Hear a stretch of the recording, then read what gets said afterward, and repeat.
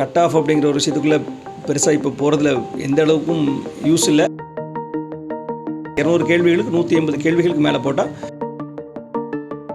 Tamil PhD பண்ணக்கூடிய ஒரு research scholar கொடுத்து இப்போ பண்ணால் கூட ஃபஸ்ட் அட்டெம்ப்டில் இந்த கொஸ்டினை பார்த்து யோசிக்கிற மாதிரியும் பயப்படுற மாதிரி தான் இருக்கும்.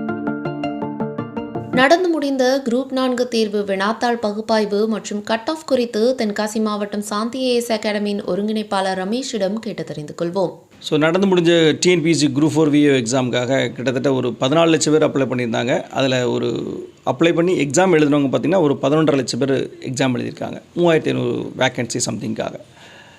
பெரிய நம்பர்ஸில் அப்ளை பண்ணுவாங்க. அந்த நம்பர்ஸே கூட இந்த வாட்டி கொஞ்சம் குறைஞ்சிருக்கு அப்படிங்கிற மாதிரி தான் சொல்லுவோம். அதில் யூஸ்வலாக வழக்கமான ஆப்சன்டீஸ் இருக்குது. டிஎன்பிஎஸ்சி குரூப் 4 விஏ கொஸ்டினோட தமிழ் கொஸ்டின் பார்த்திங்கன்னா நிறைய கூற்று காரணம், வரலாறில் இல்லாத வரைக்கும் புதிய புதிய கூற்று காரணங்கள் வச்சு யூஸ்வலாக பார்த்திங்கன்னா ஒரு 80 பக்கத்துலேருந்து 100-110 பக்கம் வரைக்கும் மேக்ஸிமம் ஜிகே ப்ளஸ் தமிழ் கொஷின்ஸோட கொஷின் பேஜஸ் இருக்கும். இந்த வட்டம் 126 பேஜஸ் இருக்குது. 126 பேஜ் அப்படிங்கிறதுலாம் இதுவரைக்கும் டிஎன்பிஎஸ்சி குரூப் 4ல் குரூப் 4க்கான கொஷின் இவ்வளோ பேஜ் நம்பர்ஸ் வந்ததே கிடையாது. அதில் பர்டிகுலராக தமிழ் பார்த்திங்கன்னா ஒன்லைனராக இருக்கும், ஒன்லைனர் கொஷின்ஸாக இருக்கும், ஸ்டாண்டர்டாக இருக்கும், ஒன்லைனர் கொஷின்ஸ் இருக்கும். ஆனால் இந்த வாட்டி கூற்று காரணங்கிறத விட கிட்டத்தட்ட பக்கமான கேள்வி, ஒரு ஒரு ஒரு அரை பக்கம் 3/4 பக்கத்துக்கு கேள்வி மட்டுமே இருக்குது. அதில் நிறைய கேள்வி குழப்பறாப்பில் இருக்குது.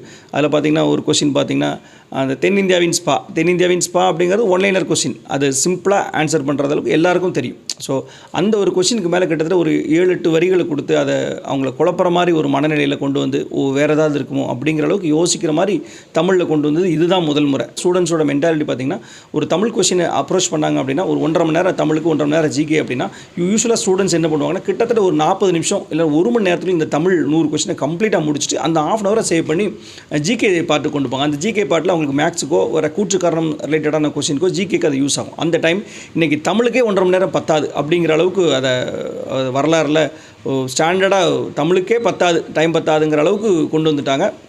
அது ரொம்ப கஷ்டமான ஒரு விஷயம். சிலபஸில் இருக்கிற விஷயங்களை மட்டும்தான் எடுத்தாங்க, ஆனால் புக்கில் எடுக்கல. புக்கில் ஒரு 40 to 50 கொஷின் தாண்டி ஸ்கூல் புக்கிலேருந்து நேரடியாக வரல. அது இல்லாமல் அவங்களுக்கு எங்கெங்கெல்லாம் சோர்ஸ் கிடைக்குமோ எங்கெங்கெல்லாம் எடுத்தாங்களோ அதை ரொம்ப அழகாக ரொம்ப கணக்கச்சிதமாக தமிழ் கொஷின் வச்சுட்டாங்க அப்படிங்கிற மாதிரி தான் சொல்லணும். இது ஒரு ரிசர்ச் ஸ்காலர், தமிழ் பிஹெச்டி பண்ணக்கூடிய ஒரு ரிசர்ச் ஸ்காலர் கொடுத்து இப்போ பண்ணால் கூட ஃபஸ்ட் அட்டெம்ப்டில் இந்த கொஷினை பார்த்து யோசிக்கிற மாதிரியும் பயப்படுற மாதிரி தான் இருக்கும். அதை வந்து ஒரு 2 வருஷம் 3 வருஷ காலமாக உழைப்பெல்லாம் கொடுத்து படிக்கிற ஒரு ஆஸ்பிரண்ட் மேலே இந்த கொஷினை கொடுத்தது அப்படிங்கிறது வந்து ஒரு ரொம்ப கஷ்டமான ஒரு விஷயம். அடுத்தது ஜிகே சைடில் பார்த்திங்கன்னா வழக்கம் போல் கூற்று காரணம், அதில் மேக்ஸை பொறுத்தளவு ஒரு 17-18 கொஷின் போடுற அளவுக்கு ப்ராக்டிஸ் பண்ணி ரெகுலராக படிக்கிற ஸ்டூடெண்ட்ஸ் ஒரு 17-18 கொஷின் போடுற மாதிரி இருந்தது. அதுலேயே 1-2 கொஷின் ரொம்ப டஃபாக ஸ்டாண்டர்டாக வச்சுருந்தாங்க. இருக்கலாம், அது இருக்குது. பட் மற்ற ஜிகே கொஷின்ஸ் பார்த்திங்கன்னா கண்டினியூஸாக ப்ரிப்பேர் பண்ணுறவங்க கூட சில இடத்துல சேலஞ்சாக சில கொஷின்ஸ் கூற்று காரணம், நிறைய டேட்டா கொடுத்து டேட்டாவில் இந்த கொஷின் அப்படிங்கிற மாதிரிலாம் அன்யூஷுவல் கொஷின்ஸும் கொஞ்சம் உண்டு.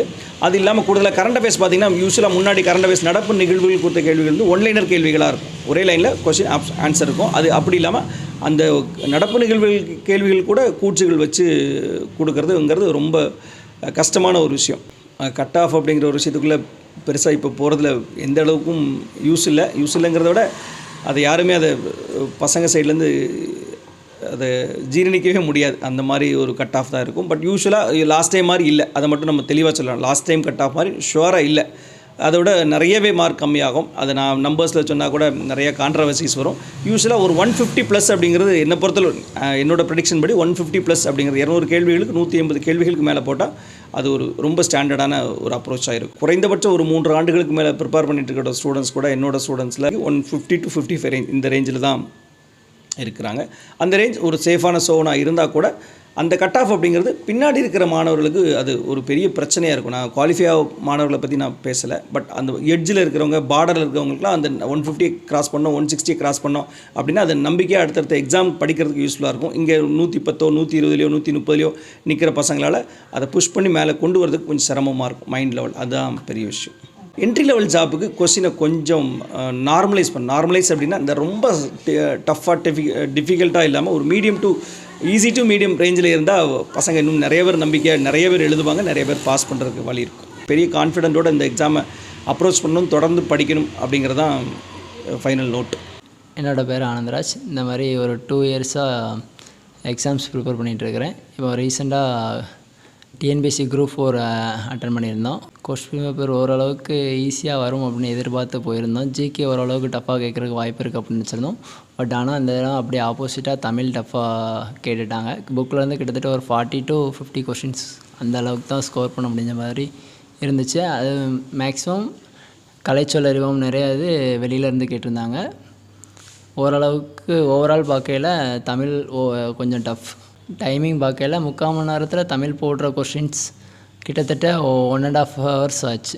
லாஸ்ட் அட்டென்மெண்ட்டில் கிட்டத்தட்ட ஒரு 140+ கொஸ்டின்ஸ் போட்டேன். இந்த தடவை 160 மேலே போடணும் அப்படின்னு எய்ம் பண்ணியிருந்தோம். பட் ஆனால் இந்த தடவையும் கிட்டத்தட்ட சேம் மார்க் தான் வரும் அப்படின்னு எதிர்பார்க்குறேன். நியூஸ் 18 உள்ளூர் செய்திகளுக்காக தென்காசியிலிருந்து சுபகோமதி.